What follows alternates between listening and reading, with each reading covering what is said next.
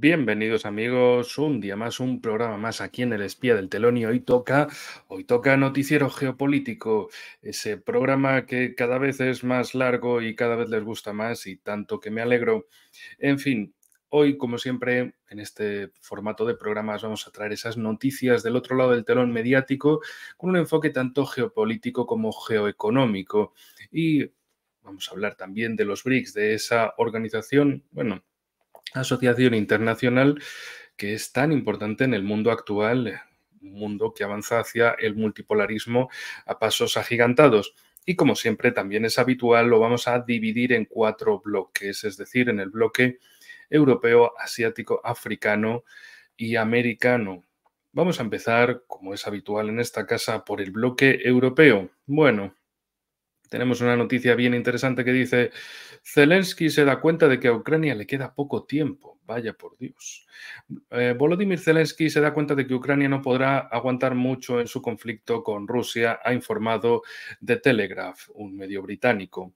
Zelensky parece darse cuenta de que a Ucrania le queda poco tiempo. El fin de semana instó al presidente estadounidense Joe Biden y al presidente chino Xi Jinping a asistir a la próxima cumbre de paz sobre Ucrania en Suiza para lograr la paz real, dice ese artículo.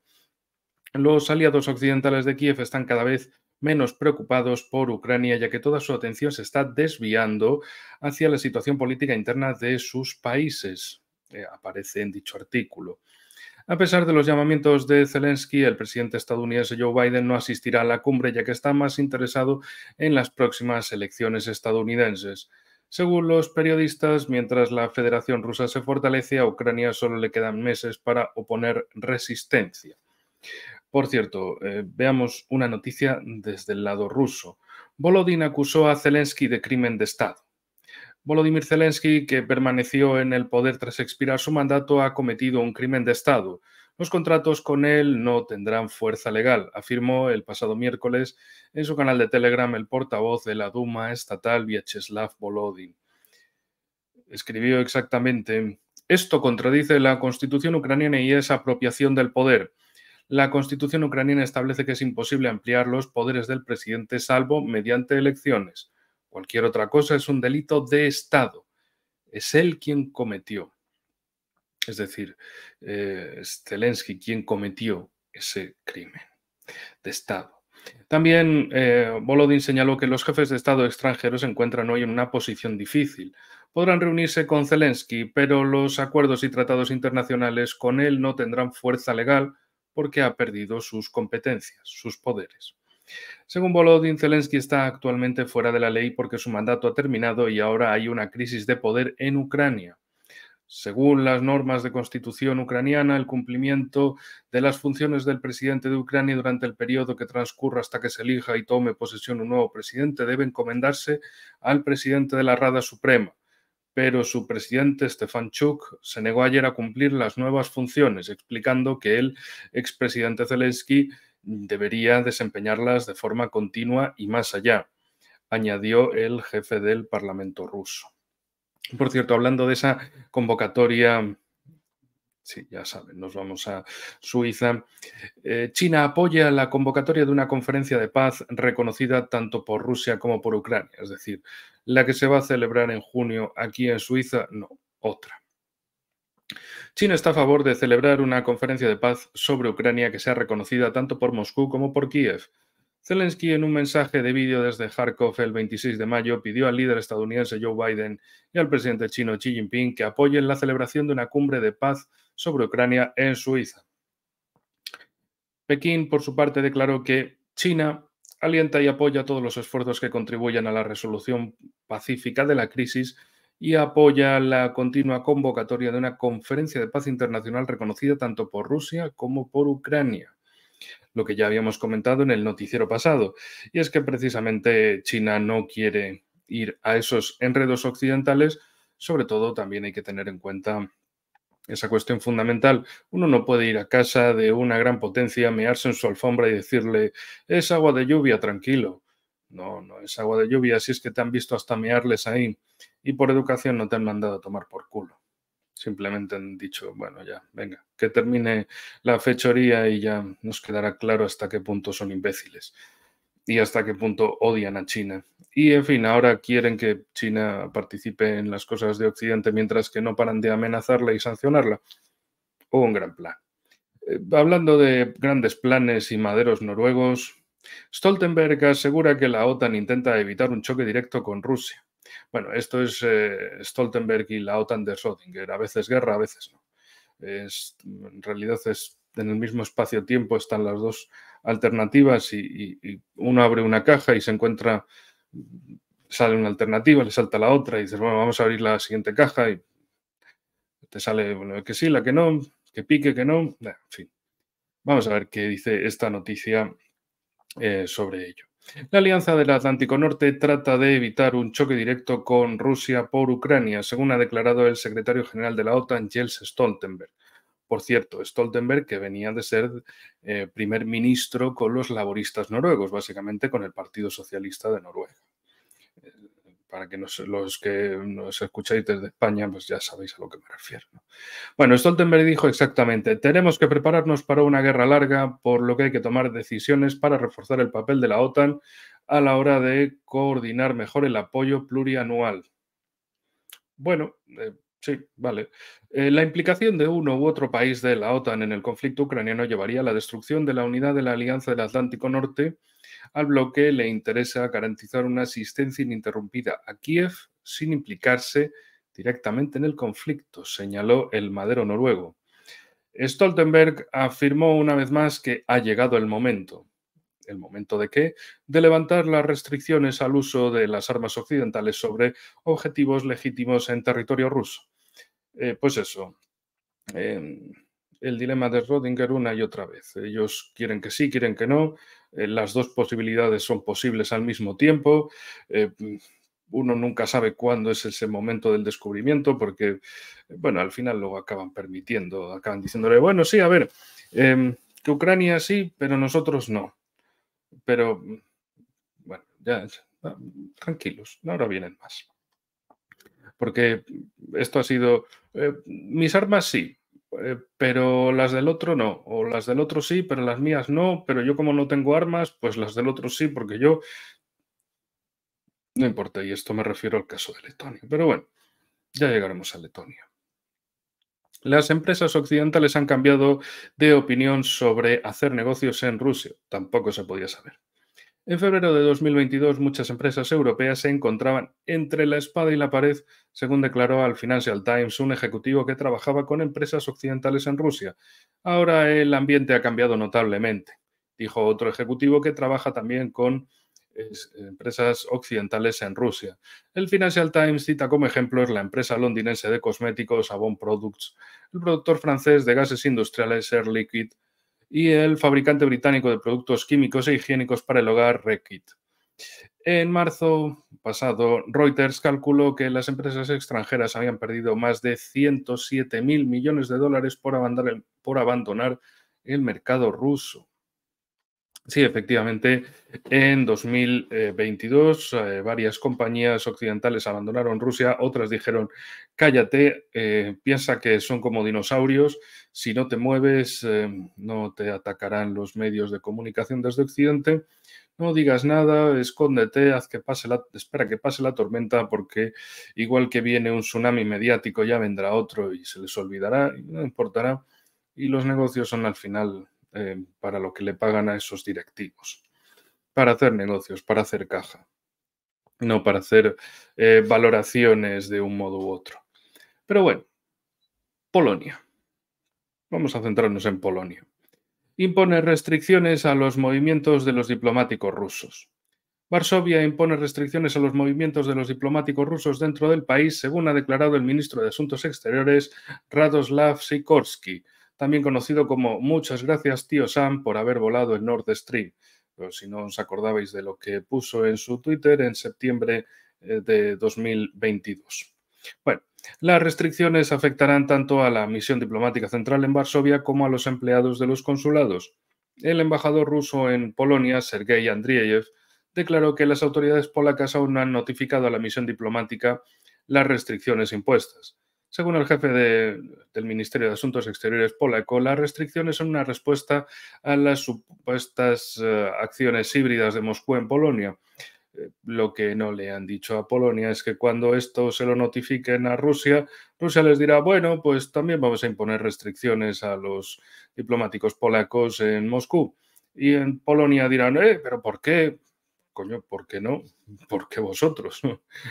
Entonces, bueno, luego aparecerán noticias en Occidente de Rusia impide el movimiento de los diplomáticos polacos en Rusia. Y se le olvidará esto. Como lo de Rusia está haciendo movimientos con armas militares. Ah, ya. ¿Y qué habían dicho desde Polonia anteriormente? Bueno, siguiendo con Polonia, vamos a aproximarnos más. Polonia ha permitido que Ucrania utilice las armas suministradas para atacar a Rusia. Las autoridades polacas no limitan el uso por parte de Kiev de las armas suministradas por Varsovia para atacar objetivos en el territorio de la Federación de Rusia. Así lo ha declarado el jefe adjunto del Ministerio de Defensa polaco, Cezary Tomczyk. No existen tales restricciones para las armas polacas que suministramos a Ucrania, afirmó el jefe adjunto del Ministerio de Defensa polaco. Sí, la verdad es que los nombres polacos son bastante difíciles de pronunciar, a pesar de que, bueno, es una lengua eslava, pero escrita en latino, en alfabeto latino, claro. Y en fin, bueno, siguiendo con esta tónica, vámonos desde Londres hasta Kiev, porque desde Kiev dicen que utiliza los misiles británicos Storm Shadow para atacar a Rusia con permiso de Londres. El Reino Unido ya ha autorizado a Ucrania a utilizar los misiles Storm Shadow de largo alcance suministrados para ataques contra Rusia. Así lo informó en una entrevista con Bloomberg Yuri Isak, asesor del ministro de de Industrias Estratégicas de Ucrania. Según él, Ucrania también está creando sus propias armas que se utilizan para los ataques contra Rusia. Y una ronda más de noticia. El presidente de Letonia aprobó la idea de que los ataques de las Fuerzas Armadas de Ucrania a Rusia se puedan hacer con armas occidentales. El presidente de Letonia, Edgars Rinkēvičs, declaró que no ve ninguna razón para impedir a Kiev que ataque territorio ruso con armas occidentales. Lo que estamos viendo, de hecho, es una consecuencia de nuestra incapacidad para proporcionar armas a Ucrania y de la imposición de restricciones al uso de esta para atacar objetivos militares en Rusia. No estamos hablando de ciudades ni de civiles, estamos hablando de objetivos militares legítimos, afirmó el presidente letón. Claro, la incapacidad para proporcionar armas a Ucrania viene dada porque no las fabricáis en Europa y menos en Letonia, así que bueno, y luego lo de no es para atacar a civiles, no, ya los cojones, ya veréis otros más ataques contra Belgorod, contra esta ciudad.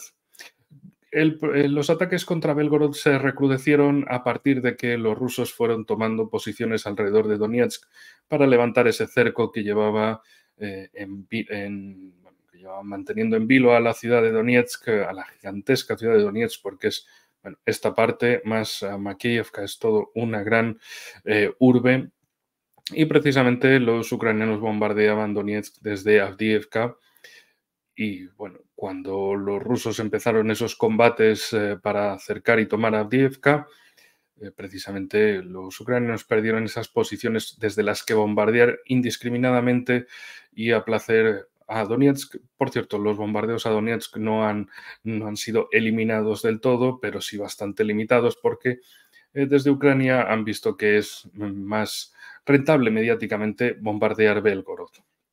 Y bueno, y con esos tiempos de bombardeo, por ejemplo, al mercado navideño, en la pasada Navidad, pues Rusia ha acabado respondiendo con esa operación hacia Vovchansk y hacia otras zonas fronterizas y efectivamente conquistando aldeas, pero abriendo una brecha. Por cierto, por otro lado, se habla de la posibilidad de una entrada de tropas rusas desde la región de Kursk hacia la de Sumy, para precisamente abrir un nuevo frente. Desde mi punto de vista, la acción de las tropas rusas es la de ir haciendo la técnica del salami, corta, corta, hasta que no quede salami. Lonchitas finas, sí, pero cada día una lonchita fina, otra lonchita fina, otra lonchita fina. Y al final, poco a poco, van dejando el salami sin nada. En estos casos también podría haber alguna clase de operación adicional por la zona de Briansk para abrir más frentes pequeños y para hacer que las tropas ucranianas tuvieran que irse repartiendo de un lado a otro del frente, mientras que los rusos llevan la iniciativa de los ataques. Esto es muy importante porque quien lleve esa iniciativa de los ataques puede tener un plan para decir, y ahora esto, movimientos de finta, movimientos de distracción, y luego lanzar un ataque más grande. Un ataque más grande que podría ser por la zona de Donbass, que es a priori lo más probable, alguna diversión. Se suele decir ataques de distracción o en libros antiguos hablaban de ataques de diversión. Pero bueno, diversión suena poco agradable en una guerra, entonces usemos solo la palabra distracción. Y de distracción en distracción, vámonos hasta el Cáucaso, donde tenemos un par de cosas que comentar. Por un lado, detenciones en Yerevan, o Ereván, la capital de Armenia, que está golpeada por las protestas. La policía armenia dice haber detenido a 226 manifestantes y todas las calles de Yerevan quedaron después abiertas. En fin, durante esta semana se han estado, y también la semana pasada, se han llevado a cabo acciones de desobediencia civil en toda Armenia, exigiendo la dimisión del primer ministro Nikol Pashinyan, el traidor nacional del pueblo armenio. Ya verán cómo tarde o temprano acabará llevando ese título. Bueno, resulta que el 27 de mayo por la mañana los manifestantes bloquearon la carretera interestatal a Irán en Ashtarak. El arzobispo Bagrat Gastanian, jefe de la diócesis de Tabush, de la Iglesia Apostólica Armenia, encabezado la protesta. Esto es muy importante porque precisamente este arzobispo Bagrat Gastanian ha sido el que empezó prácticamente él solo a hacer las protestas, a manifestarse por esta situación, por este abandono de los armenios por parte del mismo gobierno, del mismo Pashinyan, y poco a poco se le han ido uniendo no solo manifestantes civiles, ciudadanos normales y corrientes, sino también miembros de la Iglesia Apostólica Armenia. Así que bueno, desde luego tenemos una situación extremadamente peculiar en Armenia que poco a poco va teniendo una oposición interna cada vez mayor y que tarde o temprano tendrán que acabar echando a Pashinyan o Armenia básicamente acabará desapareciendo, así de simple, así de claro, así de trágico. Pero bueno, hablando de tragicomedias para Occidente que tienen a sus agentes echando lloros hasta por las orejas, Georgia ha superado el veto de la presidenta a la ley sobre agentes extranjeros. La Comisión Jurídica del Parlamento georgiano ha aprobado finalmente esa superación del veto de la presidenta Salomé Zurabishvili al proyecto de ley sobre la transparencia de la influencia extranjera. Zurabishvili señaló anteriormente que el proyecto de ley no está sujeto a enmiendas y añadió un artículo según el cual la ley pierde vigencia un día después de entrar en vigor. El partido gobernante Sueño Georgiano afirmó que la presidenta ha cerrado el espacio para el debate y la posibilidad de introducir cambios, por lo que el veto será anulado. Anteriormente, el 14 de mayo, el Parlamento georgiano aprobó en tercera lectura la Ley de Transparencia sobre la Influencia Extranjera y el 18 de mayo la presidenta de Georgia, Salomé Zurabishvili, vetó dicha ley. Pongamos un poquito más de contexto a la cuestión. La oposición occidental a la Ley de Agentes Extranjeros de Georgia revela por qué es esencial. Nadie en Georgia es prorruso. Lo que no quieren es otra guerra con Rusia, explicó el investigador principal del Global Policy Institute y periodista George Samueli en el programa La Hora Crítica de Sputnik. Pero lo que no quieren por encima de todo es una revolución violenta en Georgia. Está claro que saben que es eso lo que está pasando. Ese es el plan, el de las influencias occidentales, y por eso se muestran tan inflexibles con esta legislación. El Parlamento georgiano, por 84 diputados de 150, cómodamente más de los 76 requeridos, superó el veto presidencial para aprobar una nueva legislación sobre agentes extranjeros que obliga a las organizaciones no gubernamentales financiadas desde el extranjero a registrarse como agentes extranjeros y revelar sus donantes. La semana pasada, el secretario de Estado Anthony Blinken, este pájaro de mal agüero, declaró que Estados Unidos tiene previsto, como no, imponer restricciones de visado a los legisladores georgianos que apoyaron la legislación, sin tener en cuenta que Washington tiene su propia legislación sobre agentes extranjeros, la Foreign Agents Registration Act, también conocida por sus siglas en inglés como FARA, o Ley de Registro de Agentes Extranjeros en español, una ley aprobada en 1938 y bueno, ¿a quién le podría extrañar que Anthony Blinken, que Estados Unidos, que el gobierno estadounidense amenace con sanciones cuando se vota libremente en contra de sus intereses? Claro. Ay, por Dios. Si es que una cosa es votar y otra cosa es votar bien. A ver si a algunos les queda claro, ¿no? Tú puedes votar, pero lo importante es que votes bien. Y votar bien significa votar a lo que quiera el tío Sam. Aunque, bueno, podría ser un votar con V o un votar con B. Pero, en fin, ¿qué más da? Esas diferencias solo las entendemos en español. Pero ahora parece que también las entienden en la práctica desde estos países, que resulta que les votan también, les sacan de ahí. Mientras tanto, por su parte, como no, porque la Unión Europea también tiene mucho que decir, sobre todo mucho que berrear, en plan como si fuera el Chavo del Ocho, ay, ay, ay, ay, ay.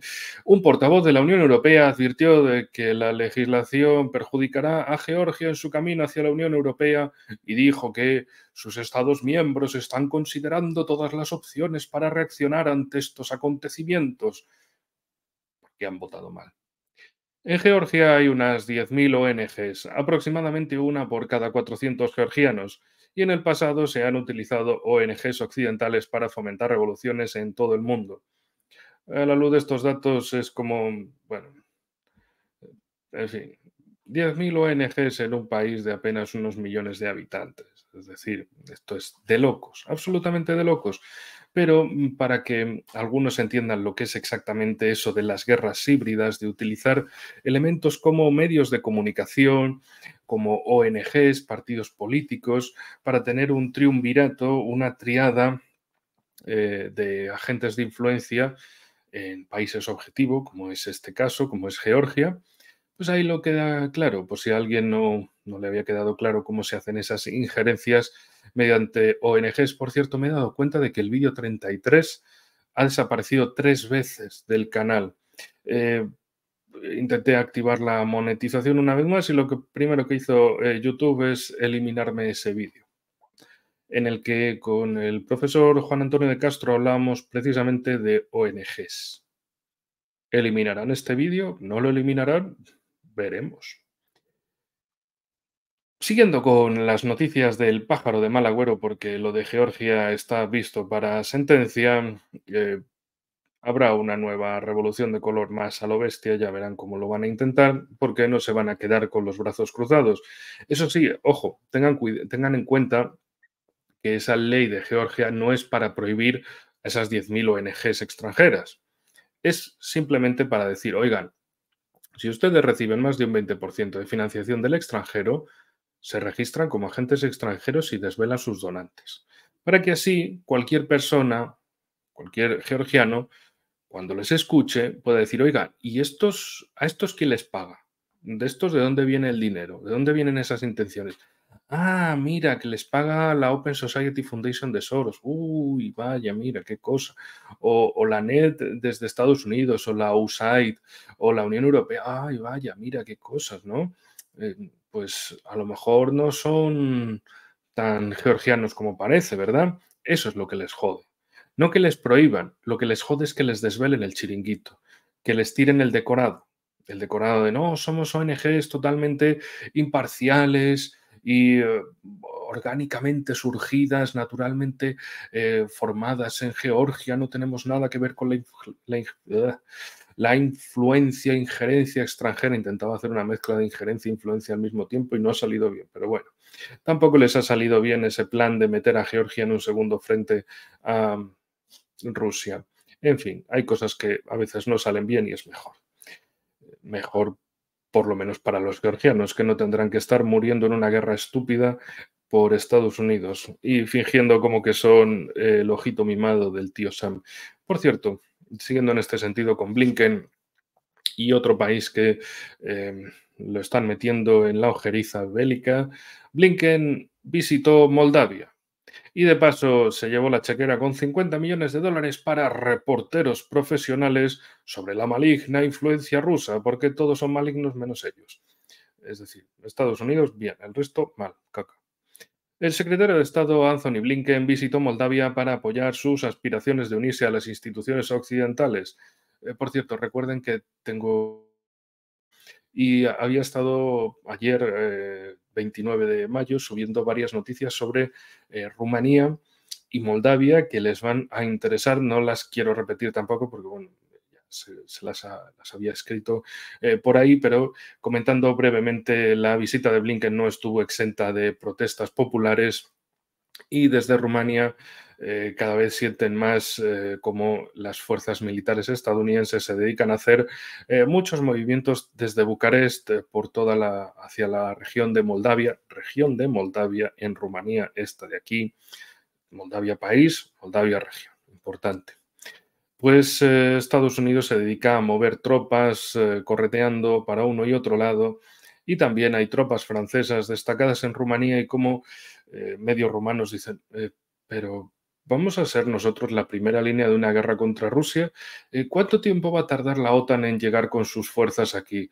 ¿30 días? ¿50 días? Entonces, mientras tanto, Rumanía tiene que aguantarle el pulso a Rusia en esos días. Los que van a tener bajas no solo en esos primeros momentos, sino después y destrucciones, vamos a ser nosotros. Putin nos va a sacar de pobres o la guerra apoyándola por Occidente nos va a sacar de pobres. No sé, es lo importante para un sector que al final, bueno, pues igual que pasa con países africanos o asiáticos o americanos, resulta que no son bots, que no son NPCs, que no son autómatas descerebrados, que son gente con sentimientos y aspiraciones y preocupaciones. Y resulta que en Rumanía también los rumanos allí ven con preocupación el que haya una guerra y que les metan directamente a esa guerra. Pero claro, eso también debe ser maligna desinformación rusa porque todo es maligno cuando va en contra de la OTAN. En fin, centrémonos en Moldavia. Pues Blinken en esa visita se dedicó a apoyar sus aspiraciones de unirse a esas instituciones occidentales y, sin embargo, las instituciones occidentales precisamente influyeron en la política moldava, llevando al poder al actual presidente Maya Sandu y orientando al país hacia el enfrentamiento con Rusia. Las elecciones de 2020, por cierto, que estuve por allí. Bueno, al reunirse con la presidenta de Moldavia durante su visita, Blinken dijo que la Casa Blanca pediría al Congreso que destinara 50 millones de dólares adicionales para ayudar a Moldavia, entre otras cosas, a contrarrestar la influencia rusa. Entre las iniciativas occidentales para contrarrestar dicha influencia rusa en Moldavia, Sandu era la más rentable. El antiguo era antigua empleada del Banco Mundial y graduada en la Escuela de Gobierno JF Kennedy. Y precisamente Sandu fue quien rompió lazos con Rusia e invitó a militares estadounidenses para las maniobras y trajo a la policía alemana para hacer labores de seguridad. En una entrevista con el periódico francés Le Monde, La Monda para los amigos, igual que en España está Lo País y El Inmundo, también en Francia está La Monda. Bueno, Sandu con la Monda se comprometió a ayudar a Ucrania con todo lo que necesite, probablemente armas incluidas. Y ahora vamos a hablar de sus ayudantes. Pero sí, por supuesto, Moldavia, un país con 10.000 militares, va a ayudar muchísimo, muchísimo a Ucrania, claro que sí. Sobre todo abrir ese segundo frente tan ansiado por algunos en Kiev y en Nafolandia, es decir, en el lumpen de los sótanos de los manicomios en Occidente, pues sí, la operación Transnistria es algo que desde mi punto de vista la ventana de oportunidad va a ser este verano, pasadas las elecciones al Parlamento Europeo, es decir, en junio-julio, tiene que ser ahí, porque si no, ya en agosto la cosa digamos, se desmadra, se aleja el buen clima, los días largos, y las operaciones se pueden hacer más complejas. Recordemos también que precisamente la guerra civil en Moldavia estalló en 1992 y fue la que produjo la separación de Transnistria respecto al nuevo gobierno de Chisinau, que también en ese momento era un gobierno pro-reunificacionista con Rumanía. Y en el caso actual también hay elecciones en Moldavia para noviembre de este año, porque se cumplen los 4 años de mandato, 2020-2024.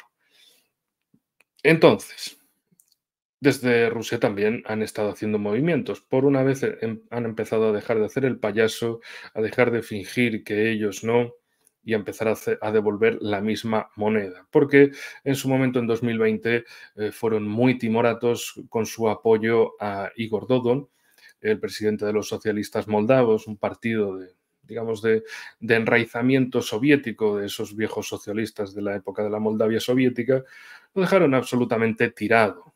Y bueno, así acabó ganando Maya Sandu, no por goleada, pero bastante. Y sobre todo también porque, bueno, en el caso del pobre Igor Dodon lo dejaron abandonadísimo, tiradísimo, y de hecho recuerdo precisamente en aquel noviembre de 2020 cuando se anunciaban los resultados. Maya Sandu estaba en una habitación luminosa, todos los focos encendidos, rodeada de gente joven, chicos y chicas jóvenes, mientras que al pobre Igor Dodon parecía que lo habían dejado en un cuartucho oscuro, estaba solo y prácticamente él tuvo que ir a apagar la cámara, los focos y decir, bueno, pues me voy para casa, pero ya está, ya perdí. Es decir, una cosa lamentable. Y ahora, desde Rusia sí que han dicho, oye, pues si aquí Occidente quiere jugar a la injerencia, vamos a influir en la política de otros, pues vale, muy bien.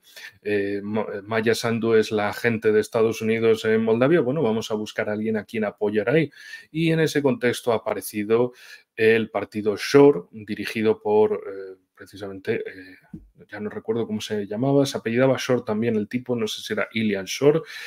Es ese nuevo partido de oposición, pero de oposición aglutinadora. Recuerden que en la época de Igor Dodon, de 2016 a 2020, se permitió el voto de la gente de Transnistria. Un voto que es precisamente más hacia Oriente, más orientalista que occidentalista, por supuesto. Por eso hubo una trama de corrupción gigantesca del voto en las embajadas de Moldavia por todo el mundo, porque eso era lo que controlaba Occidente y ahí eran carruseles de votos. Pero bueno, como esas elecciones las ganó el candidato prooccidental, Maya Sandu, pues sin problema, ganó el agente de Estados Unidos, corrupción cero, claro que sí. Que nadie quiera sacar, destapar aquellas imágenes frente a las embajadas moldavas, especialmente la de Reino Unido, la de Londres. Pero bueno, en fin, veamos quiénes son esos respaldos, esos apoyos, esos bancadores de Sandu en Moldavia. El Instituto Republicano Internacional, con sede en Estados Unidos, el cual está especializado en elecciones y recientemente ha celebrado el 20 aniversario de su actividad en Moldavia. Fue este instituto quien recomendó la candidatura de Sandu en 2015. Disculpen, una pequeña interrupción fruto de nuestro querido Rodolfo, que empezó a tirarme de la alfombra de la mesa. Otro de esos respaldos de Maya Sandu es precisamente la Fundación Soros en Moldavia, la cual promueve la reforma de la policía y del sistema de asuntos internos. En el marco de esa reforma se creó un servicio especial de protección y seguridad del Estado cuyo trabajo consiste en proteger a los altos cargos proeuropeos, es decir, a sus agentes de confianza. Bueno, también se invitó a policías alemanes para la seguridad fronteriza. Eh, no hagan chistes de campos de eso. No, policía alemana y chistes de campos de eso, no, por favor, no sé, no. Háganlo en su mente, no en la mía, ni en el programa, ni en los comentarios, por favor. Y otra de esas ayudas, de esos apoyos, es la National Endowment for Democracy, la llamada NED, por sus siglas en inglés, que se ocupa de luchar contra la influencia rusa maligna, porque Darth Putin y sus Ivanes el Terribles están por ahí todo el rato cabalgando. a lomos de Internet. Bueno, esos socios locales en Moldavia viven de construir narrativas manipuladoras o simplemente de informar sobre los medios críticos con sand, chivatos, básicamente. La USAID. La USAID también está luchando contra la maligna Rusia, pero en formas de prevención de conflictos. Y a juzgar por el historial de la USAID en Haití, por ejemplo, con numerosos golpes de Estado, el asesinato del presidente y en Libia con una guerra civil de más de 10 años, Moldavia podría considerar las implicaciones de seguir sus directrices, es decir, de irse bastante a tomar por la historia. Donde hay un sumidero en la historia, pues por ahí, hacia el fondo, al fondo, al fondo, fondo, fondo para abajo. Porque, bueno, no quisiera alargar, que todavía es que llevamos 35 minutos con el bloque europeo y madre mía, hoy se me ha ido. Estoy que me siento mejor de la voz y empiezo a hablar y esto es un desmadre, pero bueno, en fin. Pues eso, como he hablado en otros programas y como está en la página de Telegram, habrá movida en Moldavia, ya verán, por desgracia. Salvo que la oposición, porque claro, si llegamos a noviembre de 2024, elecciones, y el partido de Shor, con todos esos apoyos, tanto en Moldavia como el apoyo a Gagauzo, como el apoyo de Transnistria, ganan las elecciones, esto ya no va a ser un campo de batalla para Occidente. Se les jode la opción de escalar el conflicto. Y esta es la mejor opción para ellos, lo que había comentado en programas anteriores, que les dejo el enlace abajo en la descripción para abundar sobre ello. Y ahora seguimos porque, porque precisamente en Rusia no responden de una forma tan alocada como a Occidente les gustaría, tras esos ataques precisamente contra el radar de alerta nuclear de Armavir aquí en la región de Krasnodar y demás. Pues miren, Foro Internacional de los BRICS. Se celebrará en Moscú. Bueno, perdón, se celebrará, no, se celebra, porque ya toca, ya toca. Se ha inaugurado en Moscú el Foro Financiero y Económico Internacional de los BRICS de este 2024. Recuerden que Rusia tiene la presidencia temporal de los BRICS este año. Por eso es tan fundamental. Por eso Rusia no quiere responder en plan subnormal como a los occidentales les gustaría, porque tienen mucho que ganar, muchísimo que ganar, un mundo que ganar. No entiendan eso en términos de películas de Estados Unidos, de un mundo que ganar, sino de un mundo hacia el que mirar, un mundo hacia el que interconectarse, es decir, Asia, África e Iberoamérica, y olvidarse de Occidente para siempre. Ellos son los que siguen creciendo, sí, son los que, pues eso, han perdido Occidente, pues vale, pues hemos ganado el resto del mundo, resulta que es la mayoría, o sea que ni tan mal. Y en este sentido hay muchos eventos que se van a celebrar en Moscú. Este es uno de ellos, que de hecho no lo recordaba. El otro día en Negocios TV, por ejemplo, comentaba que precisamente se celebrará tampoco me había acordado de ese, el Foro Económico de San Petersburgo la semana que viene, importantísimo, un evento económico fundamental en Rusia. Luego se celebrará en Nizhny Novgorod la cumbre de ministros de Exteriores de los BRICS. En Astana, en principios de julio, se celebrará la cumbre de la Organización de Cooperación de Shanghái. La semana pasada se había celebrado la reunión previa de los ministros de Exteriores de los países miembros para organizar dicha cumbre. Es decir, hay una serie de eventos fundamentales importantísimos también. Los Juegos de los BRICS, los Juegos Deportivos de los BRICS en Kazán, para mediados de junio. Es decir, hay una cantidad gigantesca de eventos y lo que Rusia no quiere es perder ese ritmo, porque es lo que le va a dar la victoria. La victoria no está 100% aquí en el campo de batalla, es una parte. Es como en las asignaturas, hay una parte que es el examen práctico, otra el examen teórico y otra son la asistencia a clase. Pues esto es lo mismo. Una parte sí es el campo de batalla, pero la nota principal la sacan precisamente de la participación, de lo práctico, de estar desarrollando lazos económicos. Ahí tendrán la victoria de verdad. Se puede ganar una guerra, pero lo importante es la victoria en la guerra. y la victoria viene por esos aspectos geopolíticos y geoeconómicos. Bueno, este foro internacional de los BRICS, un foro financiero y económico, reunió a unos 700 invitados de todo el mundo. Decenas de miles de participantes también se unieron al evento en línea. En el foro, ministros, representantes de misiones diplomáticas, jefes de empresas y expertos han debatido sobre la creación de instrumentos financieros independientes fundamental dentro de los BRICS, así como el desarrollo empresarial en el contexto de la transformación global. Por esto no hay estupideces militares por parte del lado ruso, porque ven que el tiempo les favorece. En fin. El evento incluye la firma de acuerdos de cooperación interparlamentaria entre los países BRICS y sus socios, así como importantes contratos de inversión entre empresas de Rusia, Brasil, Egipto, Etiopía, Arabia Saudí, India, Irán, China, Sudáfrica y Emiratos Árabes Unidos. En otro orden de cosas, para abundar, redundar en esa reunión de Nizhny Novgorod, el Consejo de Ministros de Asuntos Exteriores de los BRICS reunirá a más de 20 países. Pavel Kniazev, subsherpa de Rusia ante los BRICS, declaró que Rusia espera la presencia de hasta 25 países en el Consejo de Ministros de Asuntos Exteriores de los BRICS en Nizhny Novgorod.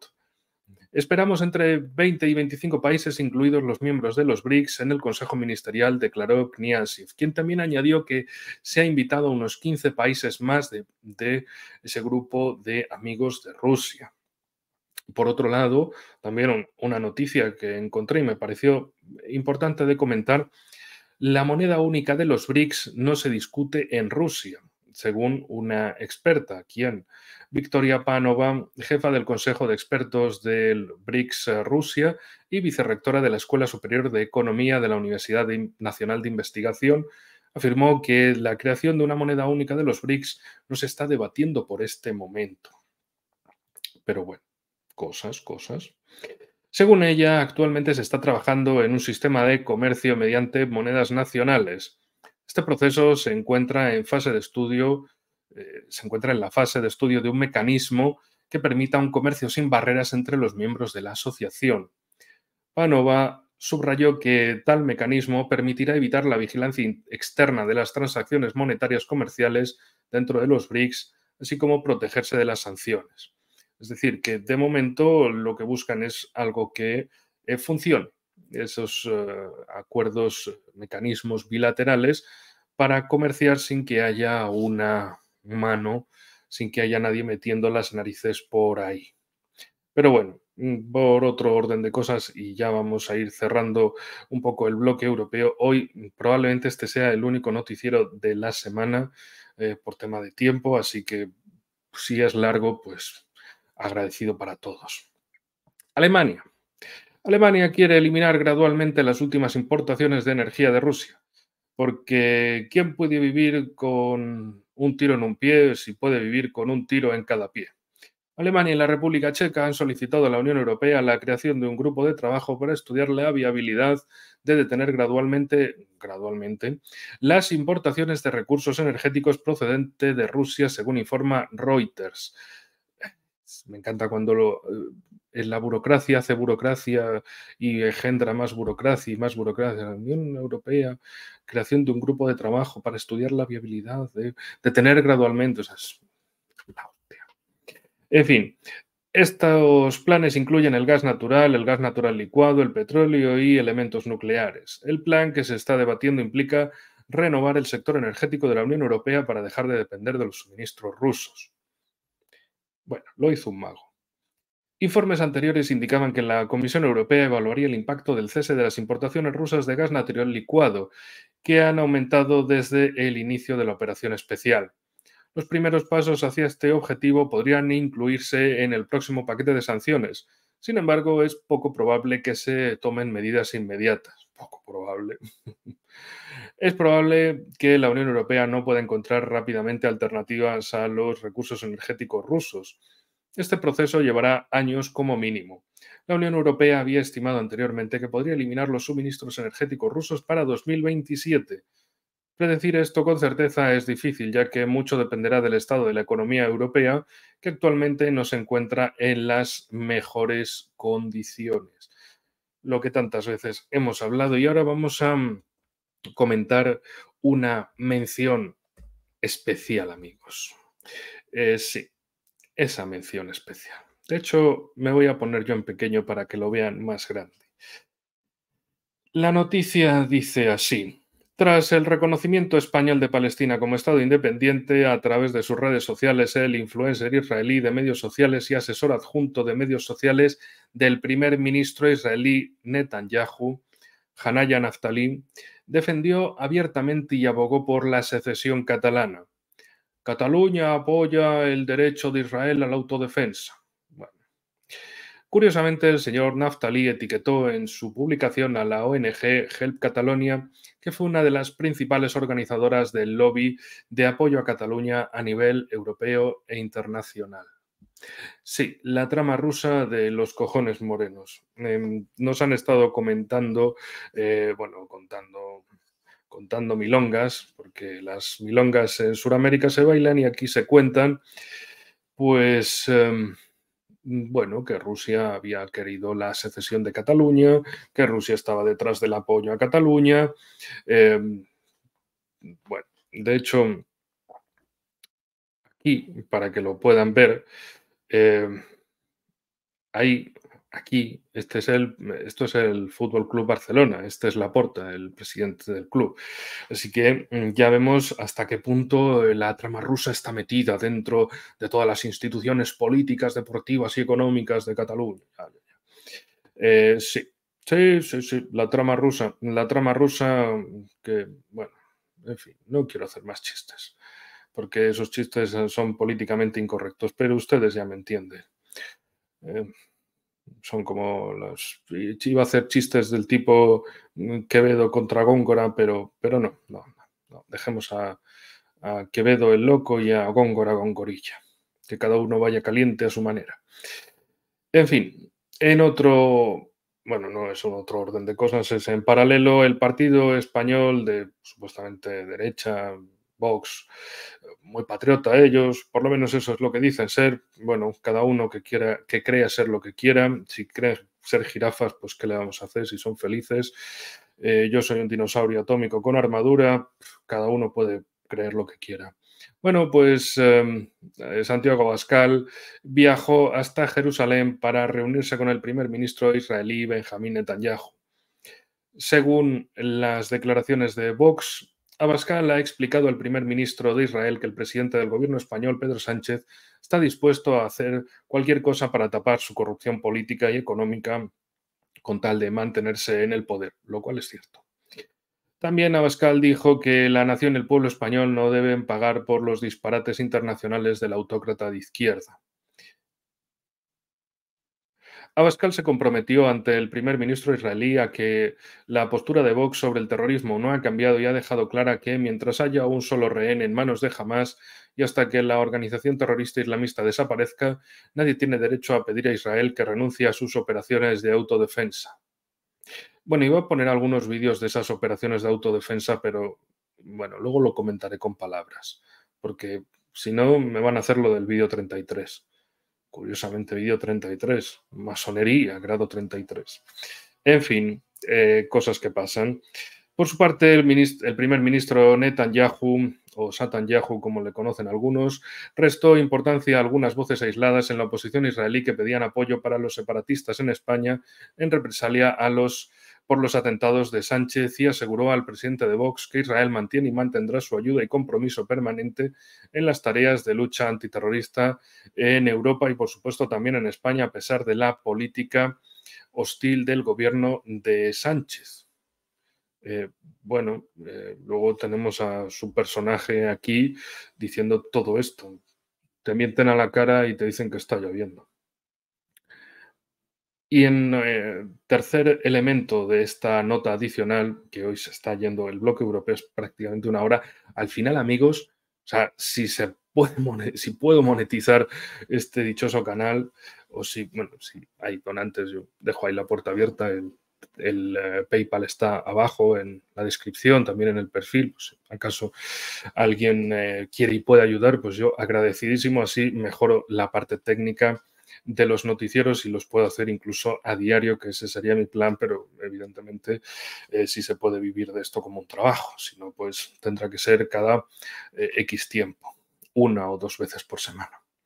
Bueno, pues terminando la tríada de elementos de esta nota adicional, antes de que lleguemos a 1 hora hablando solo de Europa, en un vídeo el expresidente de la Comunidad Autónoma de Cataluña en el exilio, Carles Puigdemont, calificó de hipócrita la decisión del gobierno de Pedro Sánchez de reconocer a Palestina debido a la opresión, a la historia de opresión y represión étnica de las minorías en España.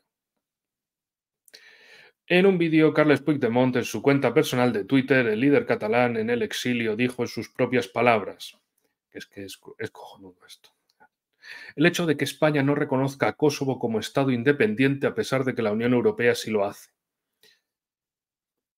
Una cosa muy importante. Puigdemont viene de la derecha separatista catalana, la famosa burguesía catalana.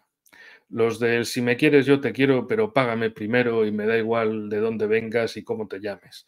Si tú vas a hacer que los burgueses aquí sean más ricos, te firman lo que sea. Y bueno, resulta que este personaje habló muchas veces sobre ser un Kosovo 2, de tener bases militares estadounidenses en el puerto de Barcelona y en el de Tarragona, y de ser, pues básicamente, un Kosovo en el Mediterráneo, otro Kosovo bajo el mando directo de Estados Unidos, para que luego hablen de trama rusa.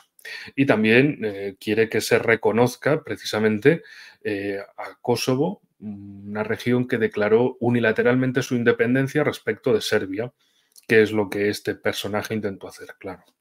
Los precedentes que le gustan si quieren. Por cierto, por si alguien no se acuerda de eso, no lo sabía, en 2014 estos separatistas apoyaron a Crimea los primeros días, hasta que luego se dieron cuenta de la realidad y dijeron, que estos no son separatistas, estos no son como los de Kosovo. Es que estos quieren volver a su país, a Rusia. No, es que estos son de los malos, entonces no. Y de hecho se olvidaron del tema ruso, del tema de Crimea, por eso precisamente. De hecho, vamos a volver al mapa, que no sé qué clase de cosa había pasado ahí. En fin, amigos. Bueno, sí, seguimos con el mapa, sí. La cuestión es que se olvidaron de Crimea, se olvidaron de todo esto porque se dieron cuenta de que no era un caso favorable a ellos, de que precisamente era la voluntad de unirse, de retornar y que Crimea o Donbass era para España, sería lo del Valle de Arán o algunas otras zonas como esa llamada Tabarnia de Barcelona y Tarragona, lo de Tabarnia, Tarragona, Barcelona, ese eje, esas ciudades, que eran las menos separatistas, que se pudieran decir, oye, pues si Cataluña se quiere ir de España, nosotros nos queremos ir de Cataluña y volver a España. Pues eso era precisamente lo que estaban viendo con Crimea y Donbass. En fin, otras cosas que dijo Puigdemont en el exilio. El hecho de que España niegue al pueblo saharaui el derecho de autodeterminación, siendo saharauis el pueblo del Sáhara Occidental que se encuentra en la guerra congelada con el Reino de Marruecos desde la Guerra Fría. Que bueno, esto es soltarlo por soltarlo, pues ya.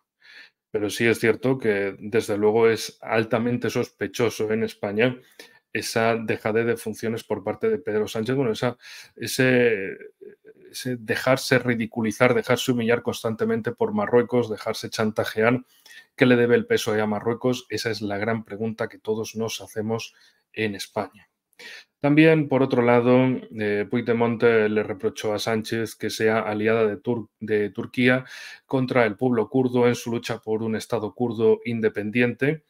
Y también, bueno, ahí había partidos de la extrema izquierda en Cataluña y republicanos en otras partes de España que han tenido miembros luchando junto a las autodefensas kurdas en Rojava, en el norte de Siria. Y también señaló que, según Puigdemont, España reprimió al pueblo catalán el derecho a un referéndum democrático de independencia del 1 de octubre de 2017, donde, según él, Cataluña votó a favor de la independencia y, bueno, y él declaró la república durante 8 segundos. 7, 8 segundos. La Gran República dijo, independencia, pero ya no. Y hay un meme muy famoso que es como, independencia, ¿cómo que no? En fin, Puigdemont dice que a pesar de estar de acuerdo en que el pueblo palestino merece sus derechos, el Estado español no debe ser considerado como un defensor de los derechos de autodeterminación de los pueblos oprimidos, ya que niega los derechos de autodeterminación de los catalanes y otras minorías étnicas ibéricas. Con, en su opinión, un tal acto de reconocer unilateralmente la condición del Estado palestino pone en duda la credibilidad de las democracias liberales europeas. Vamos, un drama queen en toda regla. Si uno pensaba que los sionistas son absurdos y estúpidos y ridículos en su industria del victimismo, cuando uno va a, a estos grupitos del separatismo se da cuenta de que es más de lo mismo, es absolutamente alocado y que también, porque ahora, y precisamente, no olvidemos que Puigdemont cuando estuvo en el cargo de presidente de la Generalitat de Cataluña, él también visitó Israel, como Artur Mas lo había hecho, y que los israelíes no le habían recibido con una bandera de España y una de Israel, sino con una bandera de Cataluña y una de Israel.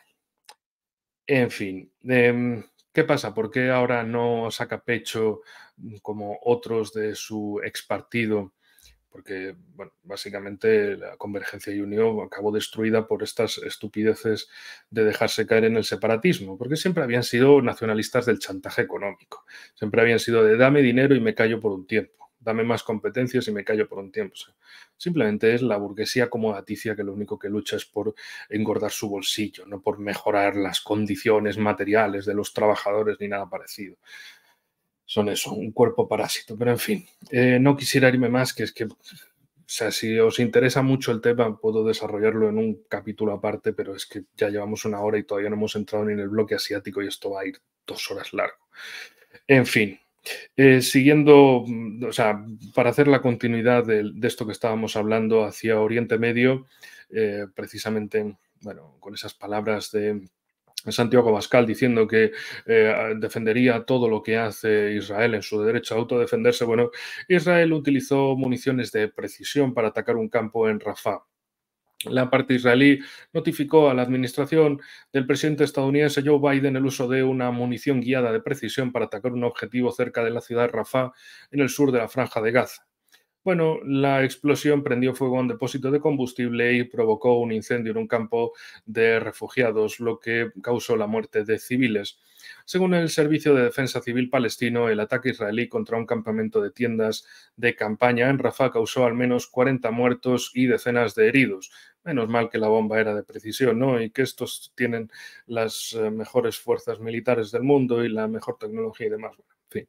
El servicio de prensa de las Fuerzas de Defensa de Israel declaró que el aparato de investigación del Estado Mayor ha puesto en marcha una investigación sobre las circunstancias que rodearon las muertes de civiles en la zona del ataque de Rafah. Bueno, como sea otra comisión como las decapitaciones, nos esperaremos a que nunca digan nada.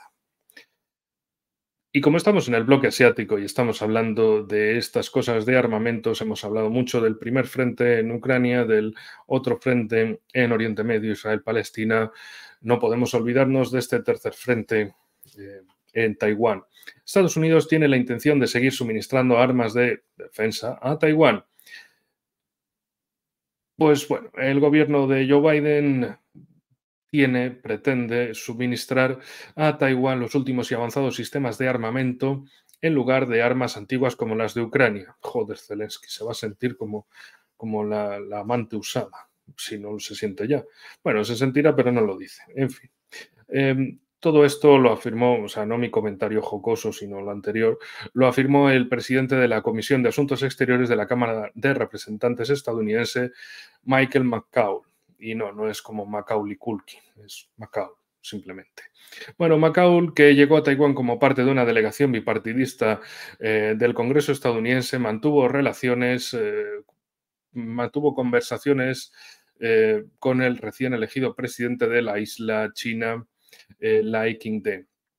Sí, la noticia, evidentemente, es la China, porque Taiwán es la República Popular, perdón, es la República de China, no es la República Popular de China, la China continental, la de los comunistas, y la de los nacionalistas es la República de China, que es Taiwán, por si, como recordatorio, en fin.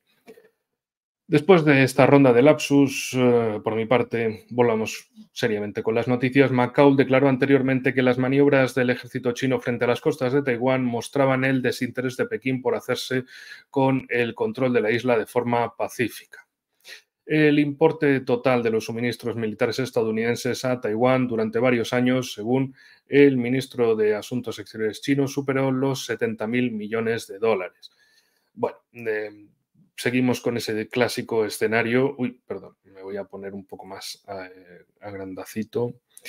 Aunque la verdad que sí, podemos dejar el mapa. Uy, perdón, así me he ido. Podemos dejar así el mapita. En fin. Sí, déjamelo así, para que vean mejor el mapa.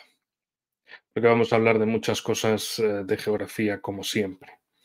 Bueno, resulta que, por otro lado, Estados Unidos intenta convencer a Europa de la amenaza de la ayuda china a Rusia.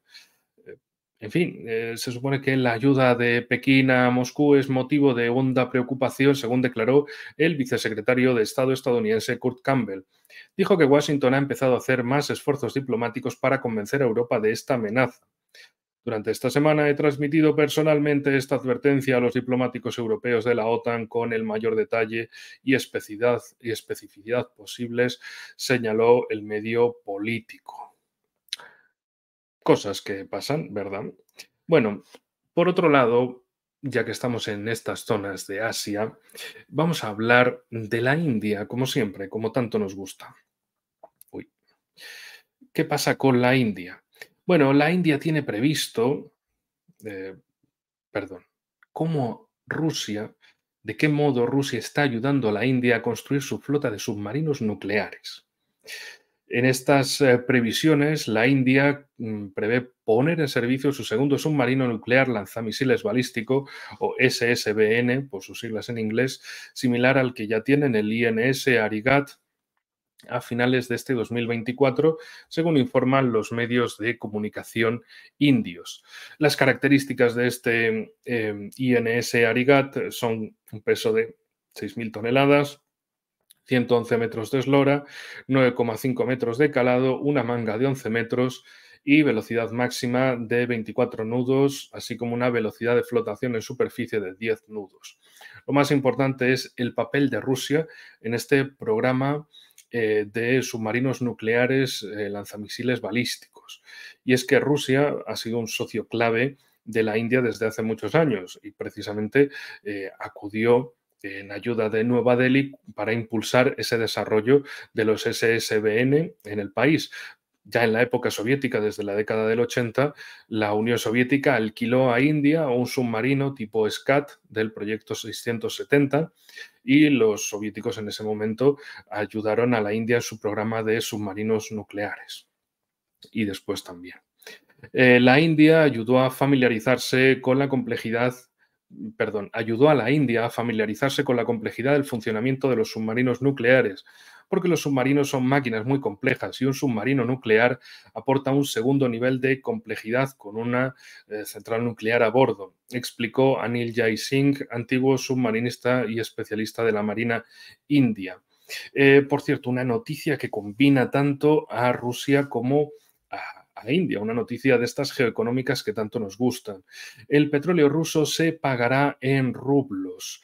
La empresa india Reliance Industries ha firmado un contrato anual con la rusa Rosneft para la compra de al menos 3 millones de barriles de petróleo al mes que se pagarán en rublos. El acuerdo de duración determinada con Rosneft permite a Reliance comprar petróleo a precios reducidos. La OPEP Plus, por su parte, tiene previsto debatir los recortes de la oferta de petróleo el 2 de junio. Y si se recorta el petróleo, pueden aumentar los precios. El acuerdo subraya el creciente deseo de los países de diversificar la liquidación de divisas en el comercio internacional y el fortalecimiento de la posición de Rusia en el mercado petrolero asiático. Por cierto, otra noticia de estas en ese sentido, Gazprom organiza entregas de gas natural licuado a China a través de África. Buques cisterna de Gazprom con gas natural licuado han comenzado las entregas a China sorteando el Canal de Suez y el Mar Rojo. Ahora recorren la costa occidental de África y el Cabo de Buena Esperanza. La razón de elegir una fuente más larga fue el riesgo de perder los barcos debido a los ataques del movimiento yemení Ansarollah en el Mar Rojo. Los expertos aseguran que los costes de transporte para circunvalar África ascienden a entre 7 y 11 dólares por cada 1.000 metros cúbicos de gas natural licuado. Los costes totales de las entregas desde la región de Leningrado a China no superan el 35% de la exportación. En fin, son diferentes opciones, diferentes formas de llevar ese transporte. También, por cierto, ha comenzado la producción de litio en yacimientos de Rosneft. Sí, especialistas rusos han extraído cientos de kilos de litio de 2 yacimientos petrolíferos de Rosneft. La materia prima de las baterías, muy utilizadas en la energía verde, puede extraerse junto a los hidrocarburos. Los yacimientos están situados en la región de Krasnoyarsk, es decir, en esta enorme región, y sus reservas se estiman en 3,5 millones de toneladas de litio y más de 300 millones de toneladas de petróleo y condensado de gas respectivamente. El yacimiento de Yurchenko-Tokhomskoye se considera el más antiguo del mundo y Rosneft estima su edad en más de 1.000 millones de años. Esto es realmente interesante teniendo en cuenta la creciente demanda de litio en todo el mundo, que resulta que ahora también Rusia tiene su propio triángulo de litio. Bueno, una noticia también que nos lleva, porque vamos saltando, vamos entrelazando, es algo que siempre intento hacer en cada noticiero, ir entrelazando unas cosas y otras para ver esas conexiones globales. Se prevé que Rusia y China refuercen sus relaciones con el sur global. Sky News Australia informa de que los eventos de los BRICS y la Organización de Cooperación de Shanghái en 2024 permitirán a Rusia y China reforzar más activamente su relación con el sur global. La publicación señala que quieren desarrollar una relación con el sur global sin ningún tipo de manipulación. Este programa suyo se desarrollará aún más durante las cumbres de la Organización de Cooperación de Shanghái y de los BRICS, que ha aceptado nuevos miembros a finales de este año. Los analistas de la publicación llamaron la atención sobre el hecho de que Moscú y Pekín no recurren a la presión política o económica para estrechar lazos con los países del sur global. Y precisamente hablando de ese sur global y de los BRICS que siempre comentamos tanto, Tailandia. Tailandia ha reafirmado su deseo de unirse a los BRICS. Dirigentes tailandeses han aprobado un proyecto de cartas sobre los planes del país para ingresar en los BRICS, según ha informado la oficina de prensa del gobierno. El documento dice exactamente: unirse a los BRICS ayudará a aumentar el papel de Tailandia en la escena internacional mediante el fortalecimiento de la cooperación con los países en desarrollo que tienen el potencial de desarrollarse para desempeñar un importante papel económico y político en el futuro, especialmente en el comercio, la inversión, las finanzas, los alimentos y la seguridad energética. La adhesión a los BRICS permitirá a Tailandia mejorar su papel en la escena internacional y reforzar la cooperación con los países en desarrollo, según este comunicado gubernamental. Ya ven qué cosas más locas dicen los tailandeses, ¿verdad?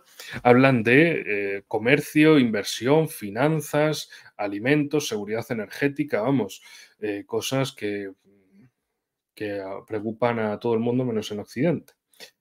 Por cierto, hablando de esa seguridad alimentaria, nos vamos hasta Irán porque resulta que está introduciendo tecnologías inteligentes en el sector agrícola. A ver cómo. El Ministerio de Agricultura de Irán está trabajando en la introducción de tecnologías de la información y la comunicación en la producción agrícola. En concreto, se trata del riego inteligente. Hossein Farazmand, jefe del Departamento de Ciencia y Tecnología de la Información Agrícola en Irán, afirmó que el sector agrícola del país entrará en el mundo del metauniverso, para aumentar la productividad. Ya hay muchas soluciones en marcha, afirmó. Es decir, básicamente controlar la producción el riego de los cultivos en Irán desde ese ciberespacio. Lo cual también es evidente que necesita un software muy concreto, si acaso es centralizado o, bueno, centralizado no a nivel de todo el país, pero sí por sectores. En fin. Y ahora, centrándonos en noticias un poco más duras de Asia-Pacífico, como siempre, volvemos a este teatro. En Filipinas, la respuesta del presidente Marcos a la cuestión del mar de la China Meridional deja a los filipinos divididos. En medio de una serie de enfrentamientos marítimos entre Manila y Pekín, el 68% de los encuestados en un sondeo de WR Number Research afirmaron que aprobaban las acciones del ejército filipino en el mar de Filipinas Occidental. Esto para ellos es mar de Filipinas Occidental, y que su personal estaba gestionando las tensiones muy bien. Las opiniones sobre la gestión del conflicto del mar de la China Meridional por parte del presidente Ferdinand Marcos Jr. fueron dispares. Solo el 33% de los encuestados calificó la respuesta de buena, su respuesta de buena, mientras que el 5% la consideró excelente. Otro 34,2% se declaró inseguro. El 21,1% consideró que su gestión no había sido buena y el 6% que había sido muy mala. La mayoría de los filipinos, sin embargo, prefería que sus dirigentes dieran prioridad al frente interno. Alrededor del 75% de los encuestados afirmó que el gobierno debería centrarse en resolver los problemas internos en lugar de participar activamente en los asuntos internacionales. Pues sí, es un país de unos 115 millones de habitantes, Filipinas, ahí es nada, y evidentemente tienen muchos problemas internos, tienen problemas de guerrillas islamistas en el sur de las islas del sur, en Mindanao precisamente, esta isla del sur.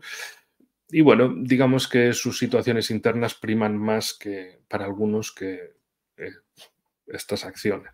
También es normal, evidentemente esto afecta a una parte de Filipinas y esto a otra. Y a veces esas cosas pues dice, oye, preocúpense de mi problema, ¿no? Y los otros no preocuparos de este.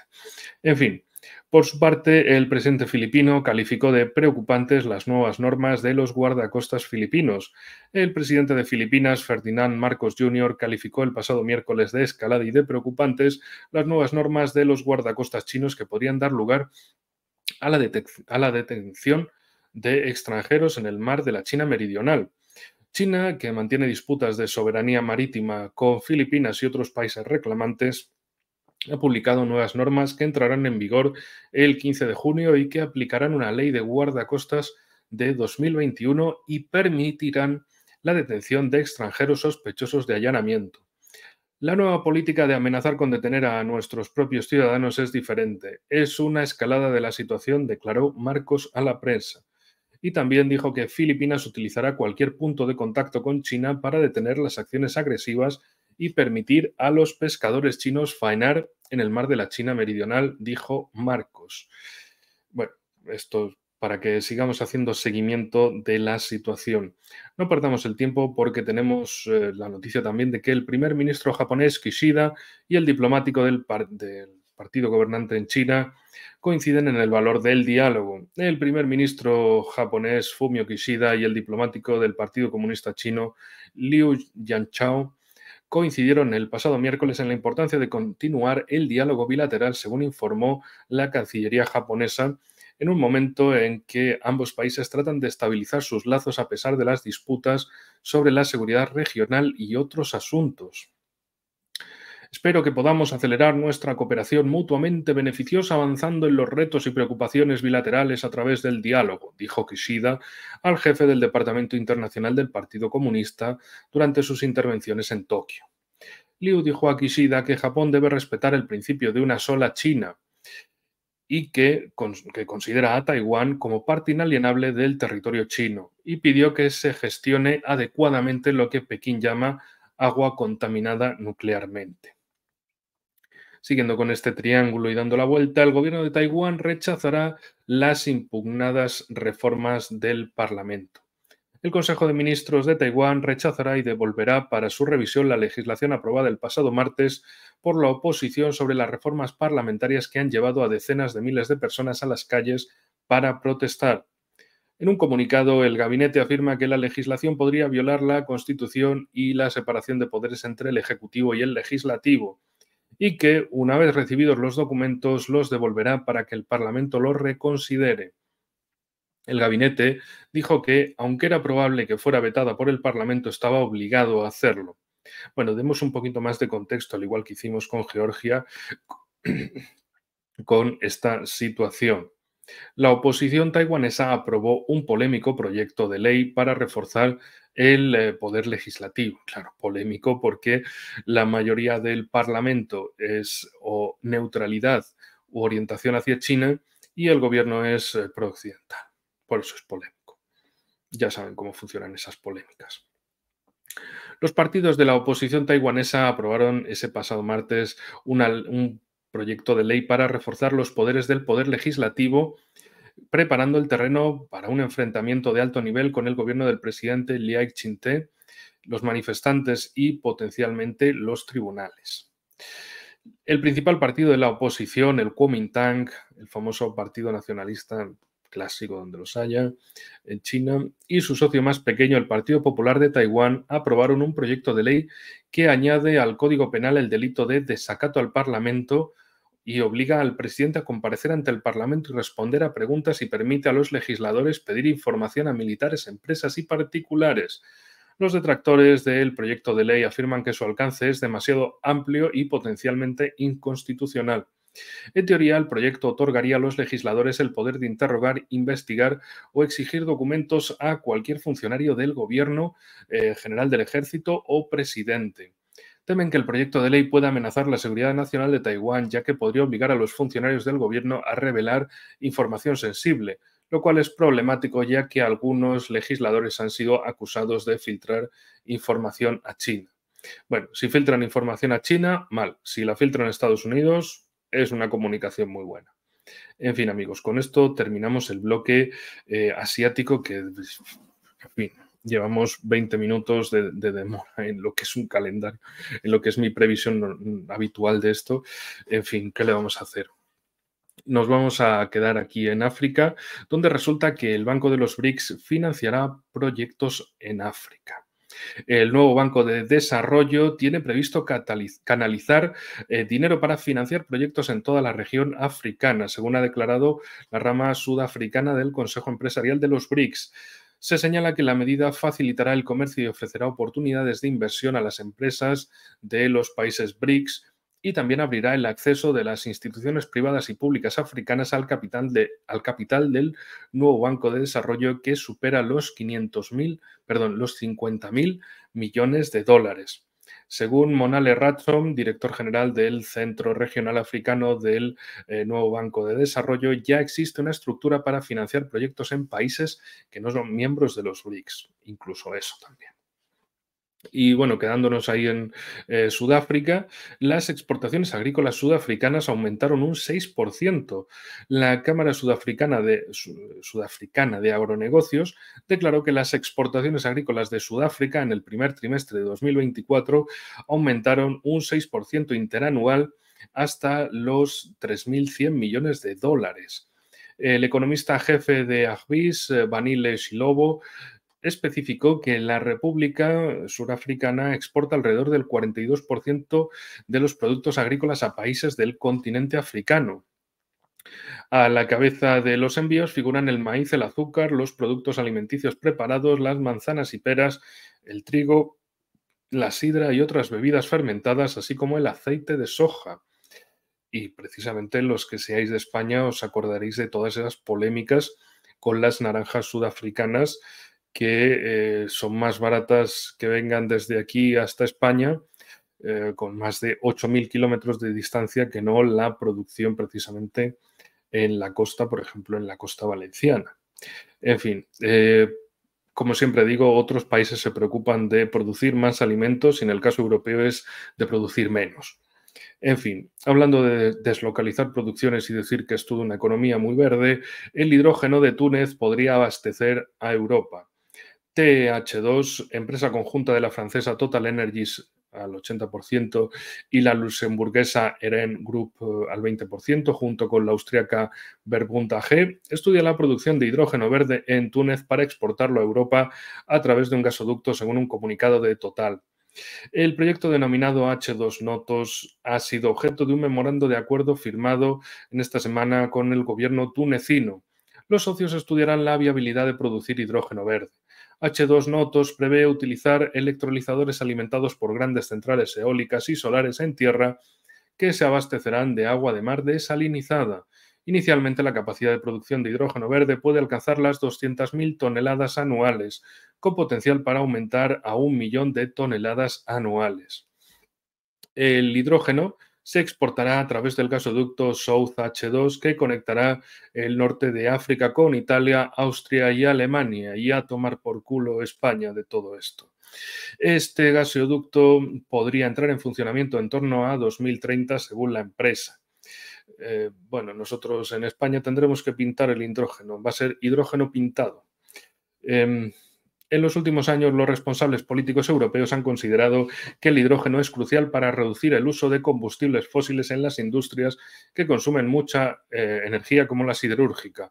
Claro, bueno, si nosotros ya no tenemos ni siderúrgica ni energías que consuman energía, pues ¿para qué las prisas? Aunque los proyectos de hidrógeno ecológico se están extendiendo rápidamente por todo el continente, pocos han llegado a la fase final debido a los elevados costes de producción y transporte a gran escala en comparación con el gas. Por cierto, siguiendo con otra noticia de energía sobre esta cuestión del hidrógeno, y también para aclarar qué clase de cosa es cada hidrógeno, Estados Unidos, Europa y China acapararán el mercado del hidrógeno en 2030. El 80% de la producción del hidrógeno estará en manos de Estados Unidos, Europa y China para esa fecha, para 2030. Los tres mercados acapararán ese 80% de la producción de hidrógeno gracias al apoyo de sus gobiernos. Vaya por Dios, los liberales estarán muy contentos, ¿no?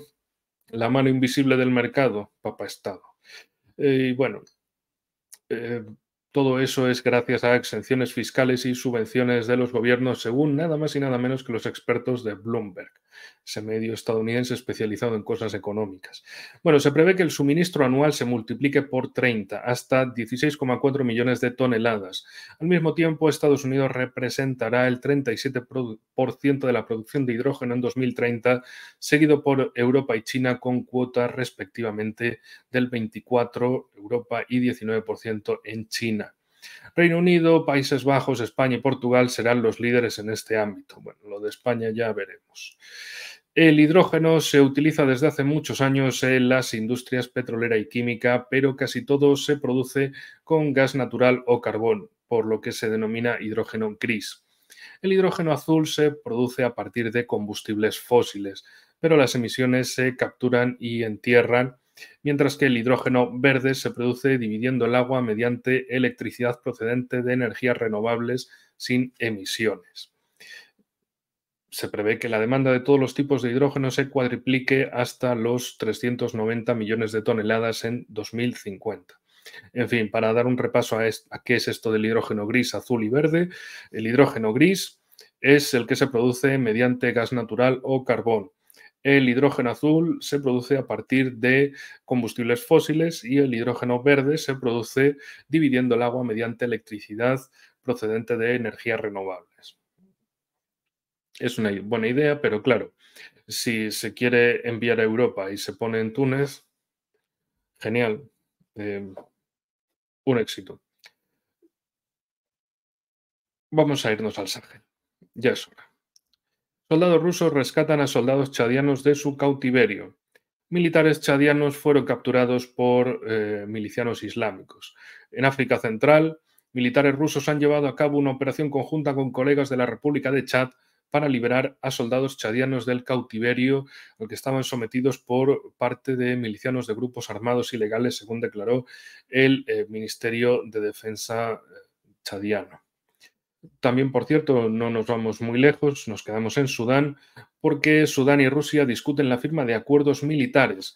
Entre otras cosas, discutieron el establecimiento de un punto logístico naval ruso en el Mar Rojo, probablemente pues Puerto Sudán, Port Sudán. o alguna cosa por aquí cerca. Así lo declaró el teniente general Yasser Alata, miembro del Consejo Soberano de Sudán. De hecho, en Occidente lo que más se quejaban es de que los rusos tenían mano en Port Sudán, en Puerto Sudán y todo eso, así que será por ahí, porque es el de toda la costa de sudanesa, es el puerto central de todo ello. Otras opciones serían, no, esto no tiene pinta de, sí, es Port Sudán, solo hay que verlo. De hecho, os lo voy a poner así más grande. Solo hay que ver todas las infraestructuras que tiene para darse cuenta de que es el puerto clave en todo ello. Así que bueno, vamos a restaurar la imagen. En fin, las discusiones activas sobre este tema se han estado llevando a cabo desde 2019 y las principales disposiciones de la última discusión han sido las siguientes. El punto de base ruso puede albergar 4 buques de guerra, incluidos los de propulsión nuclear. No se alojará más de 300 militares. Se proporcionará terreno gratuitamente. Se podrán transportar las armas, municiones y equipos necesarios para el funcionamiento de la base y para el cumplimiento de las tareas de los buques de guerra. Y el acuerdo tendrá una duración de 25 años. Ya, y uno puede pensar, Rusia está ahí metiendo armamento militar en todo esto, bla, bla, bla, ya, pero resulta que Rusia está ayudando militarmente también a estos países a ser más estables y a luchar contra sus amenazas internas.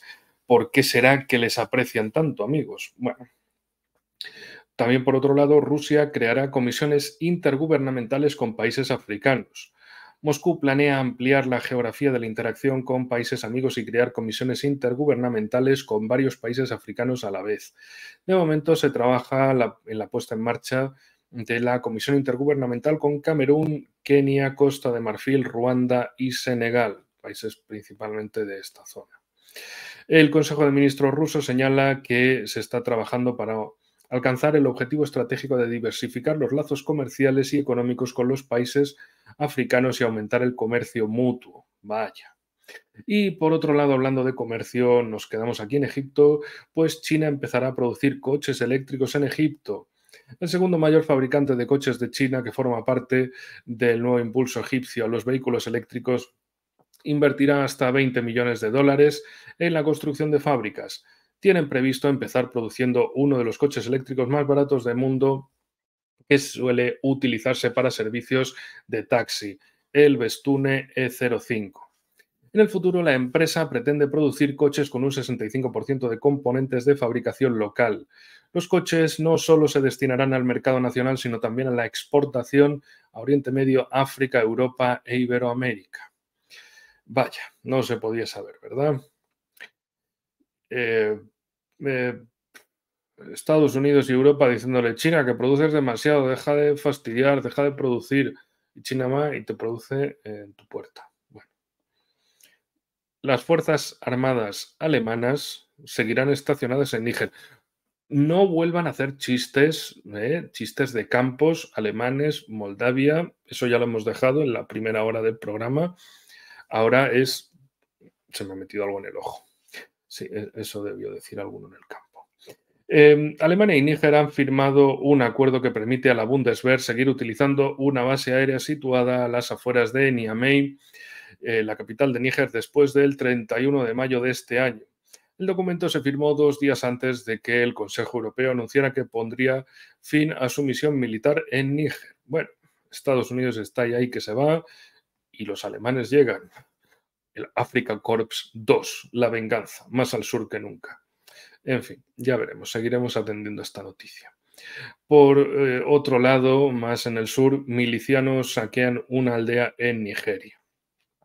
Terroristas armados del grupo islamista Boko Haram se han infiltrado con motocicletas en la aldea de Kuchi.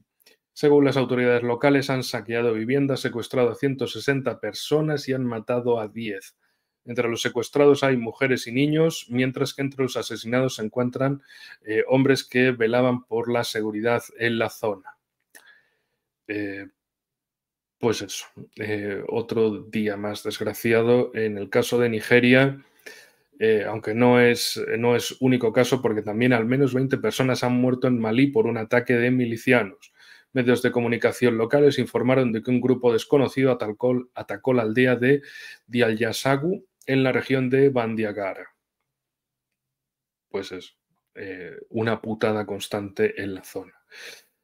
Para intentar arreglar la situación, bueno, los países del Sahel han iniciado maniobras militares. Los ejércitos de Níger, Malí, Burkina Faso, Chad y Togo realizan por primera vez maniobras militares conjuntas en la frontera maliense. El entrenamiento tiene lugar en Tilia, en el centro de adiestramiento de las Fuerzas Especiales de Níger. En el ejercicio, las unidades practicarán maniobras y simularán operaciones especiales para mejorar la preparación de las Fuerzas Armadas en la lucha contra los yihadistas en el Sahel. Y también una noticia más de Níger, ha nombrado embajador en Rusia a un antiguo jefe del Estado Mayor. El Consejo de Ministros del país africano ha anunciado el nombramiento del general de división Abdo Sidokou Isa como embajador extraordinario y plenipotenciario ante la Federación Rusa. Abdo Isa ocupó cargos estratégicos en las Fuerzas Armadas de Níger. Fue jefe del Estado Mayor de las Fuerzas Armadas hasta el derrocamiento del expresidente Mohamed Bazoum en julio de 2023. Y última noticia de África nos lleva hasta el sur del continente, hasta la punta más meridional, hasta Botsuana, que ocupa el segundo puesto mundial en reservas de diamantes. En 2023, Botsuana tenía unas reservas totales de diamantes de 298 millones de quilates. Los mayores productores del mundo son Rusia y la República Democrática del Congo. Rusia produjo 18 millones de quilates de diamantes industriales en 2023, mientras que el Congo produjo 8 millones de quilates en el mismo año. Diamantes de sangre. ¿Les suena esa peli? Bueno, pueden echarle un vistazo. República Democrática del Congo, Botsuana, diamantes y los que más, Rusia. De hecho, recuerdo una noticia que creo recordar que era en alguna zona de aquí de Irkutsk, que habían hecho una pequeña prospección en un valle y encontraron que todo el suelo de ese valle estaba hecho de diamante. Decían diamantes que no son de una calidad para joyería, pero sí para el ámbito industrial, por la dureza que ofrece el diamante. En fin, nos vamos a América, amigos, que ya, madre del amor hermoso, hoy nos vamos a acercar a las 2 horas. Estoy claramente convencido. Disculpen que a veces da problemas de vista porque tengo la cámara, un ordenador, otro ordenador, el micrófono, estoy girando y, en fin, cosas de la vista. Espero monetizar un poco esto y poder comprarme una pantalla y tenerlo todo aquí en el medio y mirarle siempre de frente y que esté todo mucho mejor, pero bueno, por ahora lo importante es ir informando, ir comentando lo que está sucediendo en el mundo y estar bien informados. En fin, América. Empecemos por Bolivia, quien ha dicho que hay grandes oportunidades para los miembros de los BRICS. El presidente de Bolivia, Luis Arce, dijo que los BRICS ofrecen grandes oportunidades para sus miembros. Los BRICS son un espacio con grandes oportunidades para el comercio, el acceso a recursos financieros y para acelerar nuestro desarrollo social, económico y conducirnos hacia un nuevo futuro, señaló Arce, quien también agregó que la importancia de que Bolivia siga, Arce señaló lo que les decía de la vista, es estar girando todo el rato y perder la señal de la vista. Arce señaló la importancia de que Bolivia siga un camino multipolar, soberano y antihegemónico. Esto es una nota que viene espectacular para empezar este bloque, básicamente, porque bueno, nos muestra un país de los dos principales candidatos a los BRICS, Bolivia, precisamente que hace frontera con Brasil, y el siguiente es Venezuela. Ahora vamos a hablar un poquito de Venezuela. La Unión Europea y Estados Unidos impidieron que Rusia concluyera la paz con Ucrania, según Nicolás Maduro. De hecho, el presidente de Venezuela, Nicolás Maduro, aseguró que hace 2 años Estados Unidos y la Unión Europea impidieron que Rusia y Ucrania concluyeran un acuerdo de paz. Washington y Bruselas retrasan el conflicto, la finalización del conflicto de todas las formas posibles. El mandatario venezolano señaló exactamente que el borrador del tratado estaba listo para ser firmado, pero el gobierno de Estados Unidos y las élites de la Unión Europea dieron órdenes de no firmar el acuerdo. Por cierto, centrémonos un poco más. Casi 50 empresas solicitan a Estados Unidos autorización para operar en el sector petrolero de Venezuela. Compañías petroleras están solicitando al gobierno de Estados Unidos que se les conceda licencias para operar en el sector petrolero de Venezuela. Un hito importante en este proceso serán las elecciones presidenciales venezolanas para finales de julio. Las autoridades estadounidenses están estudiando casi 50 solicitudes de empresas que desean obtener licencias para trabajar en el sector petrolero de Venezuela. Un momento. Disculpen la interrupción, amigos. Bueno, resulta que ese examen de las solicitudes está en curso, pero los funcionarios no tienen prisa por nombrar a las empresas hasta la aprobación y expedición de dichas licencias. Cabe señalar que un corte importante serán las elecciones presidenciales en Venezuela previstas para el 28 de julio, las cuales influirán en la futura política de sanciones contra Caracas. En primavera, Estados Unidos no prorrogó la licencia general para el funcionamiento del sector petrolero en Venezuela, alegando el incumplimiento por parte de Caracas de los acuerdos electorales con Washington. Sin embargo, el gobierno estadounidense siguió concediendo permisos individuales a empresas petroleras para trabajar en Venezuela. Estas licencias suelen concederse a empresas que ya participaban en proyectos venezolanos. Lo más importante de esto es tener en cuenta cómo Estados Unidos tiene, a pesar de todas las pelotudeces políticas que hace, a pesar de todo su balcón geopolítico, lo más importante es que Venezuela es el país que tiene mayores reservas probadas de petróleo en el mundo y está de Caracas a Miami, por ejemplo, hay 2.000 kilómetros. Está mucho más cerca de lo que uno puede pensar y no digamos del territorio ocupado de Puerto Rico, que está a apenas 700 kilómetros. Y desde Washington ya son 3.000 kilómetros, más o menos como de Madrid a Moscú, por ejemplo. Y es esto. En fin, está más cerca de lo que parece. Bueno, resulta que es eso de los acuerdos electorales y demás. En fin, es básicamente Estados Unidos esperaba que hubiera candidatos de los suyos, ya saben, agentes de influencia extranjera bien cuando son del tío Sam. En fin, una nota que viene de TASS en español. Esta no la he traducido, esta la reproduzco.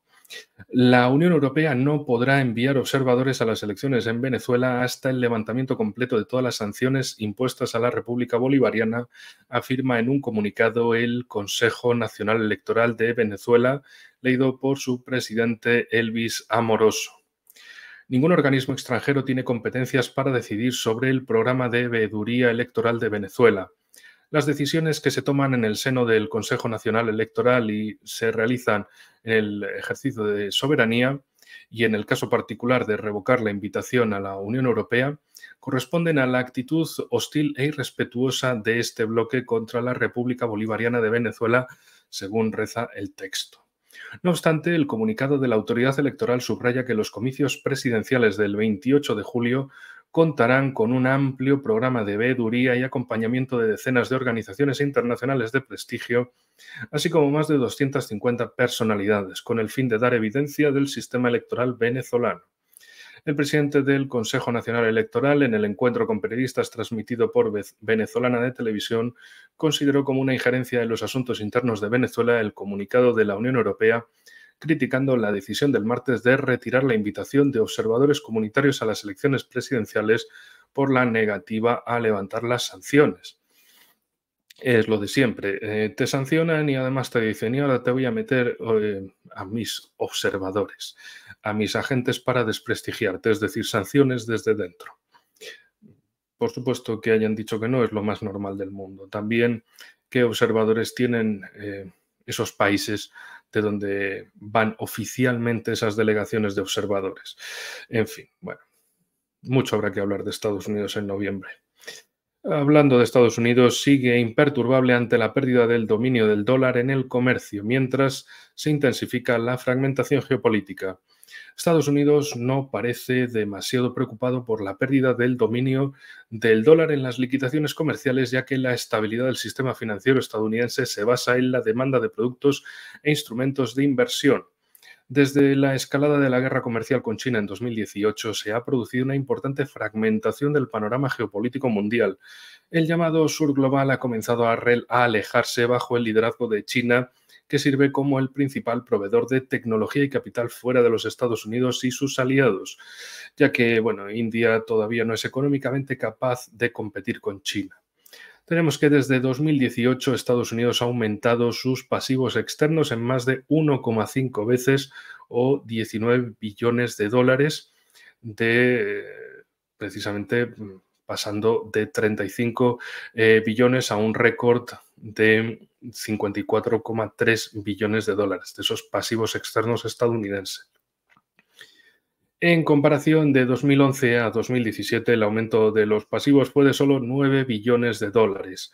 Y en toda la historia de Estados Unidos, hasta la crisis de 2008, fue de unos 22 billones de dólares.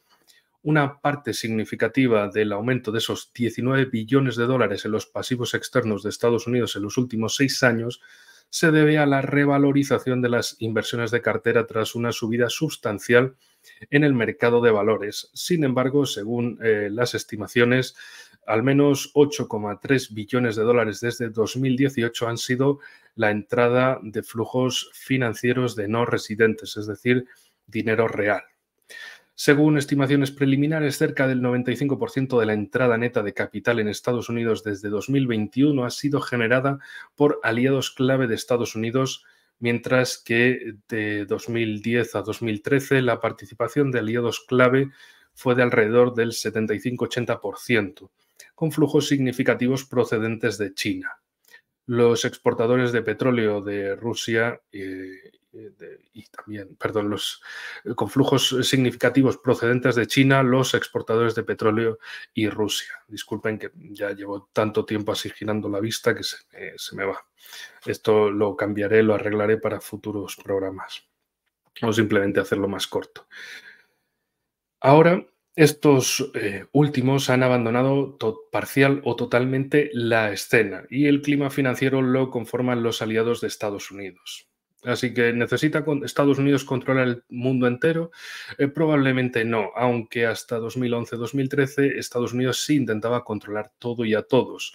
Ahora permite la fragmentación del espacio global. Si se excluyen las entidades extraterritoriales, se calculan que los pasivos mundiales ascienden a unos 165 billones de dólares, un tercio de los cuales corresponden a Estados Unidos.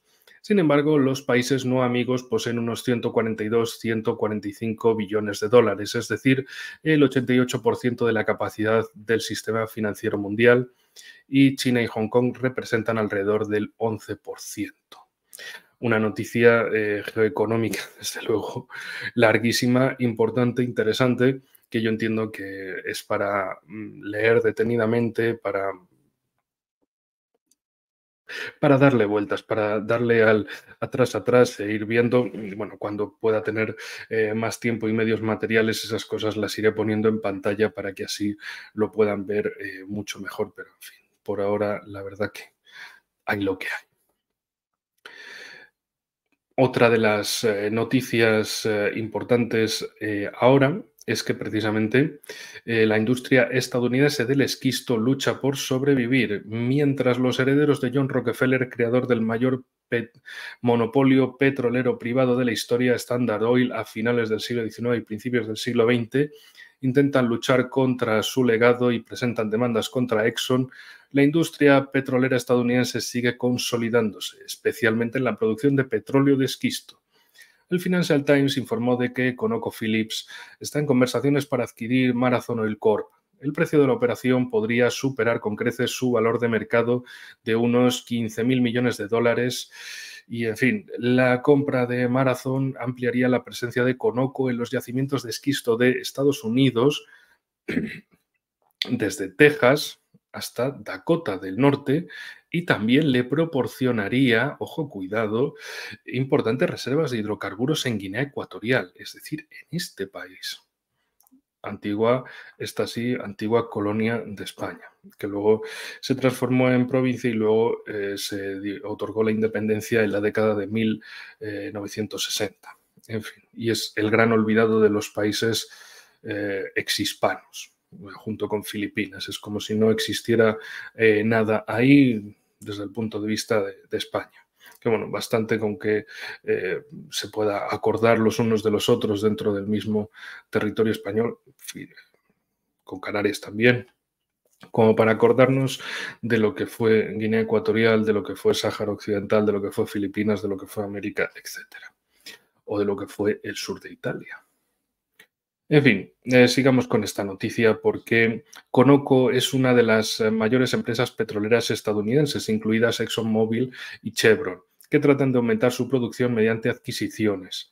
La empresa Conoco ya ha ampliado sus operaciones en la cuenca del Pérmico en los últimos años mediante la adquisición de 13.000 millones de dólares de Concho Resources Inc. y la compra de activos de Shell en la región. Anteriormente se anunciaron el acuerdo de Exxon para comprar Pioneer Natural Resources Co. por 64.500 millones de dólares y el de Chevron Corp para adquirir GES por 53.000 millones de dólares. Infotec informó de que además de estos acuerdos se anunciaron varios más, pero a menor escala. Por ejemplo, el productor estadounidense de esquisto Occidental Petroleum compró la petrolera privada Crown Rock por 12.000 millones de dólares y Chord Energy y Enerplus anunciaron su fusión en una gran empresa por valor de 11.000 millones de dólares. Para que veamos que en Estados Unidos el mercado del petróleo está vivo como siempre lo ha estado y como siempre lo va a estar, para que luego a otros les vengan a contar lo de energías verdes. Sí, energías verdes para que tú tengas energía con un molinillo y ellos se lleven toda la energía en bruto. En fin, no nos olvidemos de México porque resulta que el candidato, y esta es una nota que viene de TAS en español, el candidato a la alcaldía de la ciudad mexicana de Coyuca de Benítez, en el estado de Guerrero, aquí de la alianza de centro-derecha Fuerza y Corazón por México, José Alfredo Cabrera Barrientos, fue asesinado durante el mitin final de la campaña electoral, según informó el diario El Universal. El medio asegura que el político caminaba junto a sus simpatizantes ubicados en una cancha de baloncesto cuando un desconocido se le acercó por la espalda, le sacó una pistola y le disparó varios tiros. El periódico señala que durante la campaña electoral en el estado de Guerrero han sido asesinados 5 candidatos a alcalde y un candidato a diputado. Bueno, ¿qué decir de esto? Mirad cómo se ha puesto Ecuador en los últimos años. Violencia, violencia y violencia y más violencia interna es simplemente destruir a los países desde dentro y que acabe gobernando pues un intermediario de Estados Unidos. En fin, vámonos a la isla de Cuba con otra nota de TAS que dice así. Las nuevas medidas del gobierno de Estados Unidos contra Cuba están dirigidas a debilitar el sector público de la República y utilizar el sector privado con fines políticos contra la revolución cubana, consta en un comunicado de la Cancillería cubana en relación con las nuevas medidas anunciadas por el gobierno norteamericano contra la República Caribeña, según las cuales Washington supuestamente favorecerá al sector privado cubano. El gobierno de los Estados Unidos ha sido explícito en su intención de utilizar este sector privado con fines políticos contra la revolución en función de sus objetivos de cambio de régimen, indicó el ente diplomático, señalando que es evidente que Estados Unidos ratifica su voluntad de castigar al sector estatal de Cuba, conociendo que éste presta servicios esenciales como educación, salud, cultura, deportes y otros a todos los cubanos, incluyendo el sector privado. Sin embargo, el Ministerio de Exteriores afirmó que el gobierno cubano estudiará estas medidas y, si no violan la legislación nacional y significan una apertura que beneficia a la población cubana, aunque solo sea a un segmento, no obstaculizará su aplicación. Bueno, eh, vámonos hacia el sur porque tenemos que militares de la Armada Argentina realizarán ejercicios con sus homólogos estadounidenses frente a las costas del país sudamericano del 30 al 31 de mayo, según anunció el portavoz de la Casa Rosada, Manuel Adorni. Y esta es otra nota de TAS en español. Adorni manifestó que ya partieron desde Bahía Blanca 3 embarcaciones con 750 marinos argentinos para participar de un ejercicio de adiestramiento junto a la Marina de Estados Unidos y su portaaviones nuclear, el que ha arribado a la ciudad de Mar del Plata. Bueno, aquí pone, en la nota ponía Mar de la Plata, pero imagino que será Mar del Plata, será esto. con más de 5.400 efectivos y escoltado por otros 2 buques. Además, según el vocero argentino, también serán parte del ejercicio aviones y helicópteros de la Armada Argentina. Adorni agregó que estos ejercicios son consecuencias que traen las buenas relaciones internacionales. Sí, sí, sí, sí. En fin, una nota más de TAS y con esto ya, amigos, terminamos el noticiero, que este vuelve a ser el noticiero más largo hasta la fecha.